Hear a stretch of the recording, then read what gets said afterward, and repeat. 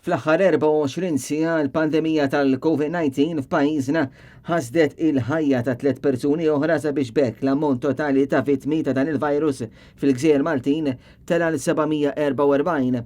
Bejn il-ħamis u l-ġimgħa pajjiżna reġistra 704 każi ġodda ta' COVID-19 fil-waqt li fortunatament fiqu 266 persuna. Għaldaqstant il-każi attivi se jammontaw għal 6666. Dawn huma biss il-każi li huma magħrufa mal-awtoritajiet għaliex min qed jagħmel is-self-kit id-dar mhux neċessarjament qiegħed jirrapporta l-każi għalkemm huwa mħeġġeġ li jagħmel dan għal fini ta' contact tracing.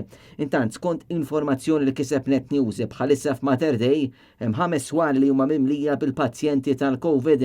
L-istess ukoll fl-isptar Kering Grek kif sorsi tagħna qalulna li hemm swali mimlija persuni li jinsabu kwarantina. Diversi tobba u infermieri li tkellmu ma' dan l-istazzjon spjegaw kif Mater Dei preżentament jinsab merre bil-pazjenti u dan meta ninsabu fil-perjodu tas-sajf.